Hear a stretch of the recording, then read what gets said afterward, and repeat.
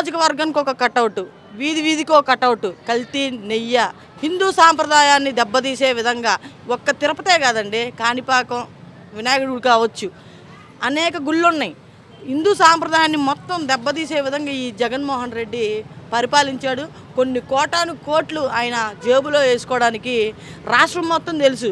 ఆయన గురించి తెలుసు, ఆయన కల్తీ మద్యాన్ని గురించి తెలుసు, కల్తీ ఎమ్మెల్యేల గురించి ఇంకేం చెప్పాలా?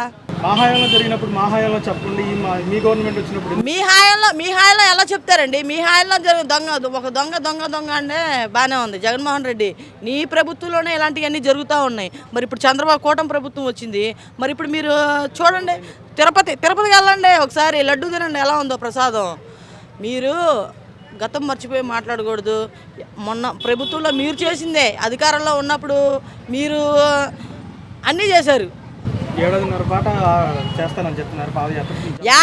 ఏడాదిన్నర కాదు, ఇప్పుడు అడుగుపెట్టి మామూలు కొడదు, ఈడ్చిచ్చి కొడతారు జగన్మోహన్ రెడ్డి. చెప్తున్నా, అభివృద్ధి ఏం జరగలేదు అంటున్నారు. అభివృద్ధి జరగకపోవడం ఏంటండి? సంవత్సరానికి ఒకసారి రోడ్లు వేస్తూ ఉన్నారు, దావాదాలు పెట్టుబడులు వేస్తూ ఉన్నారు, అనేక సంక్షేమ కార్యక్రమాలు తెస్తూ ఉన్నారు. సెంట్రల్ నియోజకవర్గంలో బోండమ్మ గారు ప్రతి శుక్రవారం ప్రజా దర్బార్ పెట్టి కొన్ని వేల మందికి సహాయపడుతూ ఉన్నారు. సెంట్రల్ నియోజకవర్గం రండి, రోడ్లు ఎలా ఉన్నాయి, అసలు అన్ని స్థితిగతులు ఏంటో మీకు తెలుస్తూ ఉంటాయి కదా.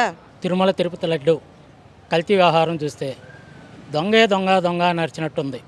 ఎందుకంటే వైఎస్ జగన్మోహన్ రెడ్డికి వాళ్ళ ప్రభుత్వం ఉన్నప్పుడు హిందువులన్నా, హిందూ దేవతలన్నా, హిందూ గుళ్ళన్నా వాళ్ళకి ఎటువంటి భావోద్వేగం కానీ గౌరవం కానీ ఎట్టి పరిస్థితిలో, అందుకనే వాళ్ళకి సంబంధించిన వాళ్ళు దాచిపెట్టే నాయకుల్ని వాళ్ళు చైర్మన్లు గాను ఈవోలు గాను ఎన్నుకొని తిరుమల తిరుపతి యొక్క దేవస్థానం పవిత్రతను అపవిత్రం చేసి మళ్ళీ దొంగ అంటే ఎవరైతే మీద పడతారని చెప్పి దోచిన ఆస్తులన్నీ దాచుకోవటానికి లండన్ వెళ్ళి వచ్చేవాడు తప్పితే ప్రజలకు చేసింది ఏమీ లేదు.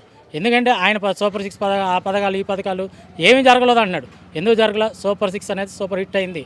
మీ పథకాలు ఏమి ఇచ్చావు? ఆ రోజు అమ్మఒడి అన్నావు, ఇంట్లో అందరికీ ఇస్తున్నావు, ఒక్కరికే ఇచ్చావు, అట్లా ఇచ్చావు, అందిట్లో దోచుకున్నావు.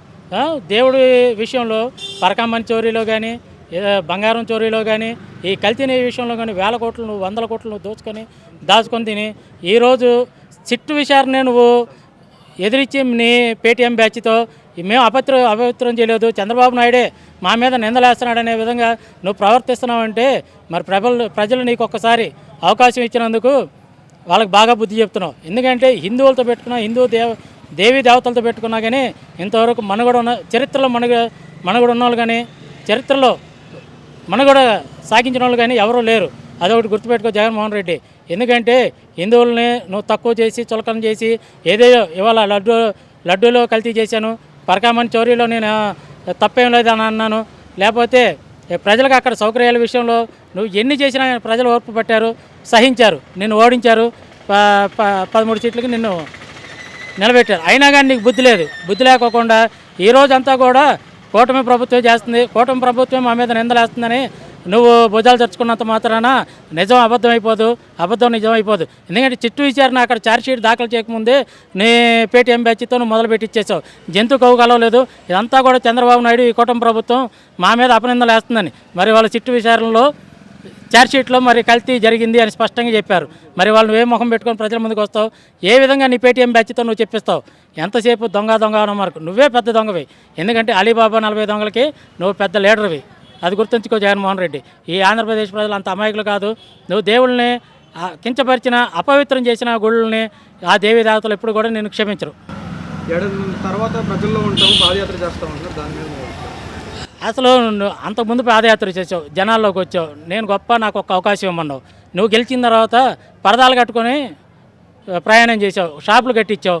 ఏ ఒక్క ప్రదేశానికి వెళ్ళినా కనీసం వరదలు వస్తే రైతుల నుంచి నీళ్ళలోకి వెళ్ళి రైతుల సమస్యలు తెలుసుకోవాల్సిన పోయి అక్కడ నువ్వు స్టేజీ కట్టించుకొని స్టేజీ ఎక్కి నువ్వు రైతులను పరామర్శించాలంటే నువ్వు ఎంత గొప్ప నాయకుడు అర్థమవుతుంది. అట్లాంటి వాడు నువ్వు ప్రజల మధ్యలోకి ఏ విధంగా వస్తావు, పాదయాత్ర ఏ విధంగా చేస్తావు? మరి అప్పుడు కూడా నువ్వు పరదాలు కట్టుకొని మరి ప్రజల్లోకి వస్తావో అది మేము చూస్తాము.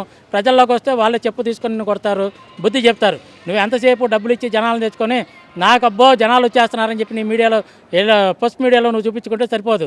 ఎందుకంటే నువ్వు జనాల మధ్యలోకి రావాలి, అదే మేము కోరుకుంటున్నాం. పాదయాత్రకు వస్తే జనాలు చెప్పు తీసి కొడతారు, బుద్ధి చెప్తారు. ఎందుకంటే నువ్వు ఇచ్చిన పథకాలన్నీ కానీ దోచుకునే విధంగా ఉన్నాయి తప్పితే నువ్వు ప్రజలకు చేసిందేమీ లేదు, పెట్టిందేమీ లేదు.